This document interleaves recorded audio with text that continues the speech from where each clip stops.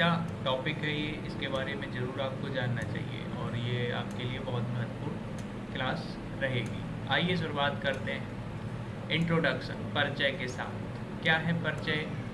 आज हम बात करेंगे किसकी? बहुपद की। बहुपद का परिचय क्या है? एक बीजी व्यंजक जिसमें सम्मिलित चरों की घातें ऋणात्मक नहीं होती हैं। अब आप कहेंगे कैसे नहीं होती हैं?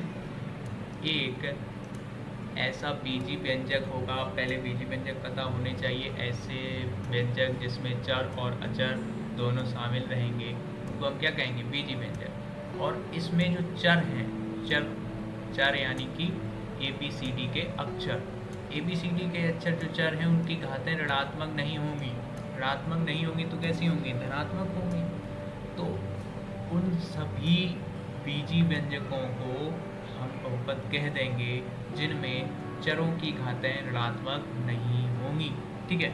गणित में बहुपद एक अवधारणा है जिसका अध्ययन बीजगणित शाखा के अंतर्गत हम करते हैं। बहुपद एक विशेष प्रकार का बीजी व्यंजक होता है जब बीजी व्यंजक में शामिल सभी चरों की घात केवल पूर्ण संख्याओं के साथ होती है।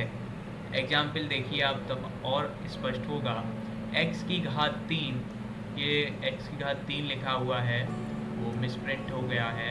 x की घात 3 plus 2x square plus 5x plus 7, ये आपका एक एग्जाम्पल है। आप इसमें देख सकते हैं व्यंजक में शामिल चर केवल क्या है? x है। प्रत्येक पद में x की घातें रहेंगी। कौन कौन सी? पहले पद में x की घात 3 है, दूसरे पद में x की घात 2 है और तीसरे पद में x की घात 1 है।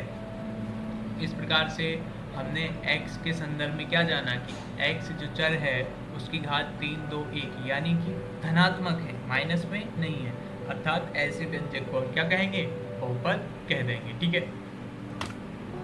इसके बाद हम बात करेंगे बहुपद के प्रकारों की, टाइप्स ऑफ पॉलिनोमियल। बहुपद की संख्या के आधार पर हम इसको डिवाइड कर सकते हैं और डिग्री के आधार पर। डिग्री क्या होती है? डिग्री वो होती है जो बहुपद में चर के जो चर होता है उसकी उच्चतम घात होती है, डिग्री। ठीक है।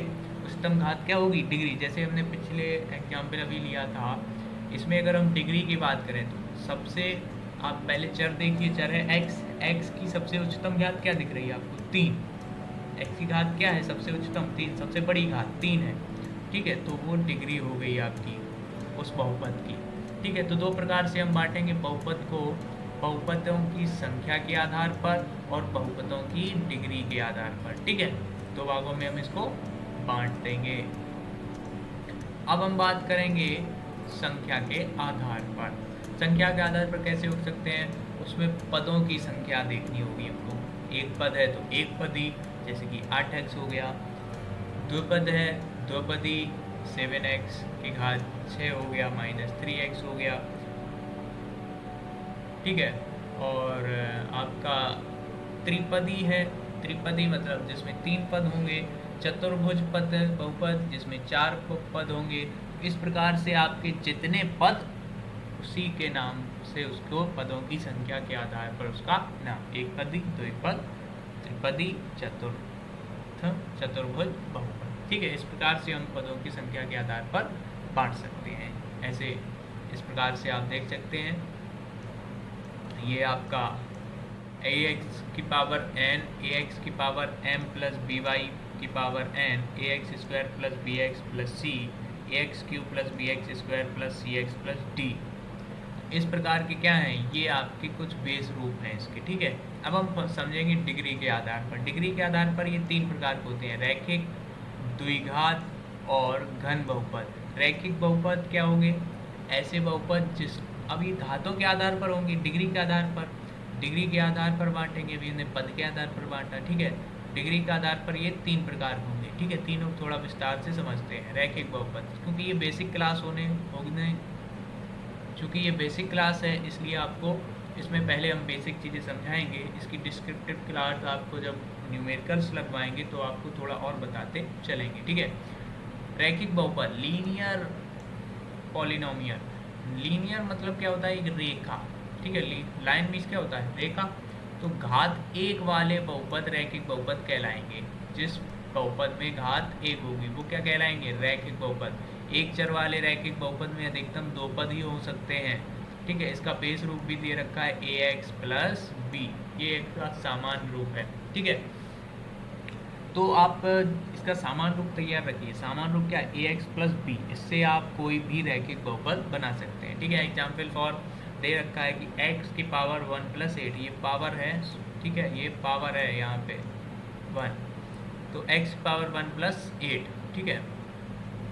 तो ये आप समझ में आ गया होगा रैखिक बहुपद।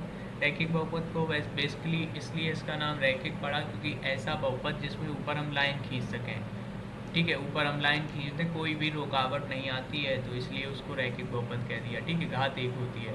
नेक्स्ट है द्विघात बहुपद। क्या है, द्विघात बहुपद। द्विघात बहुपद भी घात के आधार पर है, मतलब डिग्री के आधार पर। उसमें एक घात थी तो इसमें क्या होगी, दो घात, द्वि मीन्स दो। द्विघात, घात दो वाले बहुपद को द्विघात बहुपद कहेंगे। एक चर वाले द्विघात बहुपद में अधिकतम तीन पद ही हो सकते हैं। उसमें कितने थे, दो पद थे। घात एक लेकिन पद दो, घात दो तो पद तीन, पद एक ज़्यादा रहेगा, घात उससे एक कम रहेगी, ठीक है। इसका बेस रूप था, उसका था ए एक्स प्लस बी था, शायद यही तो था, ए एक्स प्लस बी था। और इसका है बेस रूप ए एक्स स्क्वायर, ये टू यहाँ पे टू नहीं है, यहाँ पे एक्स की पावर है टू, ठीक है। तो A X square plus B X plus C, तो ये इसका बेस रूप रहेगा, ठीक है। बेस रूप जरूर तैयार कीजिए। एग्जाम्पल देख सकते हैं आप, 5x², ये यहाँ पर भी जो है वो 2 ऊपर है, घात है, ठीक है, ये घात है। 5x² plus 2x minus 7। इस प्रकार से एग्जाम्पल आप समझ सकते हैं कि ये क्या है, द्विघात बहुपद। इसमें कितने पद हो गए, एक ये पद, एक ये पद और एक अंतिम पद, तीन पद। तीन पदों के साथ ये रहेगा। अब आ गया घन बहुपद या त्रिघात बहुपद। इसको त्रिघात बहुपद भी कहते हैं। क्या कहते हैं, त्रिघात बहुपद। घात तीन है तो त्रिघात बहुपद, ठीक है। चलो घन बहुपद को समझते हैं। घात तीन वाले बहुपद को घन बहुपद कहते हैं।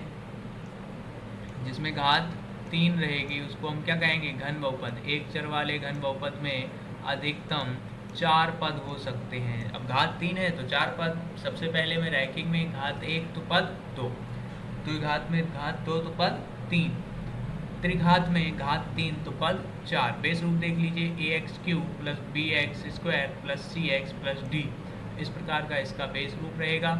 एग्जाम्पल देख लीजिए, 2x की power 3 plus 3x² minus 5x plus 7, इस प्रकार का बहुपद त्रिघात बहुपद कहलाएगा, ठीक है। इनसे सवाल भी हम करवाएंगे आपको। बहुपद की डिग्री एक महत्वपूर्ण टॉपिक, ये पहले बताना चाहिए था, बहुपद की डिग्री, क्योंकि अभी हमने डिग्री के माध्यम से ही बांटा है और अब हम डिग्री बाद में पढ़ रहे हैं, तो इसको पहले बता दिया था थोड़ा कि उच्चतम घात होती है। तो वही है कि एक चर वाले बहुपद के लिए चर की उच्चतम घात को बहुपद की घात कहते हैं। एक चर वाले बहुपद, अब एक चर का मतलब क्या है कि ऐसा बहुपद, जैसे इसमें देखिए x है, x है, x है, हमें तीनों में क्या है, x है। इसमें भी आप देख लीजिए x चर का है केवल बहुपद, इसमें भी x चर का है, ठीक है। मतलब दूसरा चर नहीं है। जैसे अगर अब हो जाता है यहाँ पे 3x की पावर 8 प्लस 4y की पावर 3, यहाँ पे क्या हो जाता, y हो जाता, तो ये दो चर वाला बहुपद हो जाता। क्या हो जाता, दो चर वाला बहुपद। दो चर वाले बहुपद आगे आएंगे आपकी क्लासेस में, ठीक है, आगे कक्षाओं में आएंगे आपकी।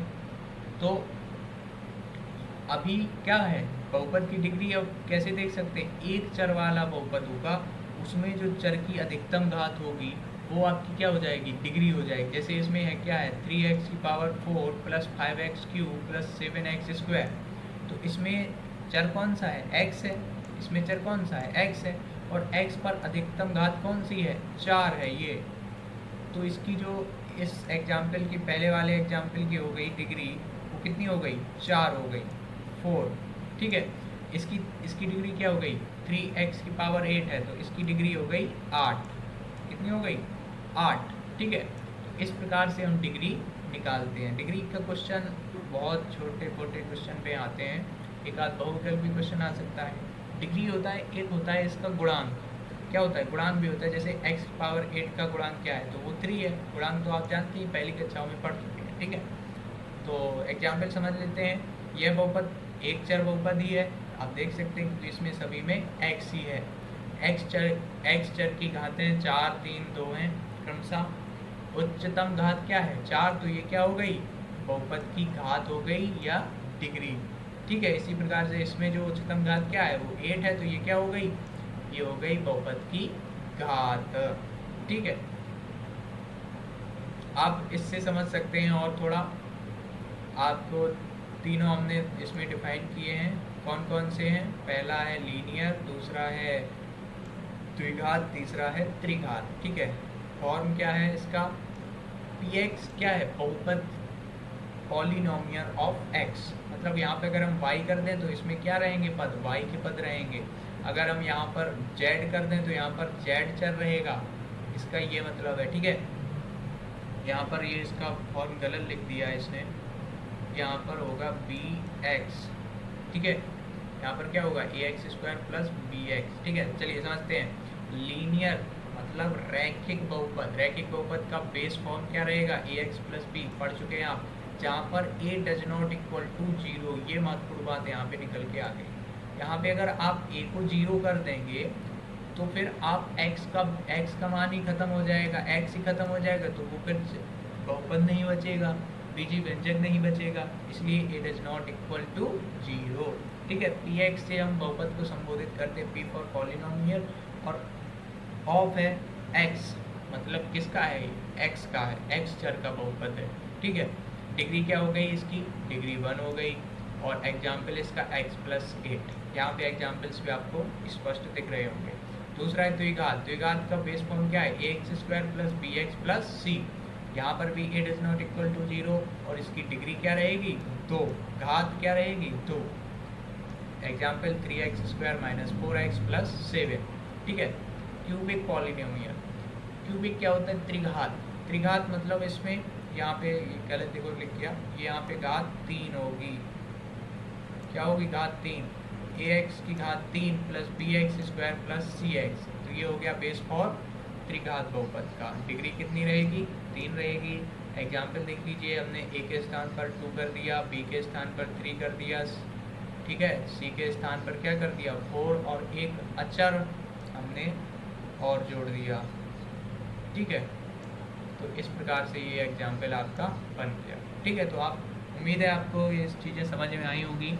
इसकी नेक्स्ट क्लास में हम पढ़ेंगे बहुपद के शून्यकों का ज्यामितीय अर्थ, और किसी बहुपद के शून्यकों और गुणांकों के बीच क्या संबंध होते हैं। और ज्यामितीय का अर्थ है कि हम कुछ ज्योमेट्रिकल सिस्टम से समझेंगे किस प्रकार से उसके जो शून्यक होते हैं, जैसे किसी भी बहुपद के शून्यक कैसे हो सकते हैं, एक गुणनखंड तौर पर हम निकाल सकते हैं।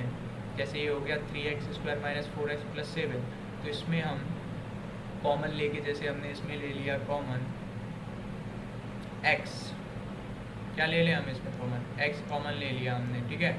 x कॉमन लिया तो अंदर बचेगा 3, कॉमन का मतलब जानते हैं आप। अब हम x से इसमें डिवाइड करेंगे, ठीक है। 3 बचा और x एक कम हो गया तो केवल 3x बचा, ठीक है। क्या बचा? 3x, और माइनस इसमें x से डिवाइड करेंगे, x से x खत्म हो जाएगा, बचेगा 4। कितना बचेगा? 4। इसमें कॉमन ले लिया, प्लस का हो गया 7, ठीक है। इस प्रकार से एक ये आपके माध्यम से x के क्या निकलेंगे? शून्य। जैसे ये आ गया, और इसमें क्या हो गया? 7, तो एक तो आपका आ गया इसका 3x। नेक्स्ट में देखते हैं, एक तो हो गया 3x, क्या था? 3x minus 4, 3x minus 4। अब इसको हम कैसे निकाल लेंगे? इसको हम क्या करेंगे? इसको 0 के बराबर करेंगे। शून्य निकालना है तो हम क्या करेंगे? ये हमारा क्या आया? px आया ना, तो px के स्थान पर हम p0 कर देंगे। क्या कर देंगे? p0। तो x के स्थान पर p0 कर देंगे तो हमारा ये जो बहुपद होगा वो 0 के बराबर हो जाएगा। तो 0 के बराबर हो जाएगा तो हम इसको उधर ले जाएंगे और इसको डिवाइड कर देंगे, तो x इक्वल टू आ जाएगा, प्लस ये उधर जाएगा, प्लस का हो जाएगा 4/3, क्या हो जाएगा 4/3। तो एक आप इसका शून्य ये निकल आया, और एक आपका सीधा सीधा शून्य किसका x +7 निकल आएगा। एक सीधा सीधा शून्य x +7 आ गया, तो इसको 0 बराबर करेंगे तो x बराबर आ जाएगा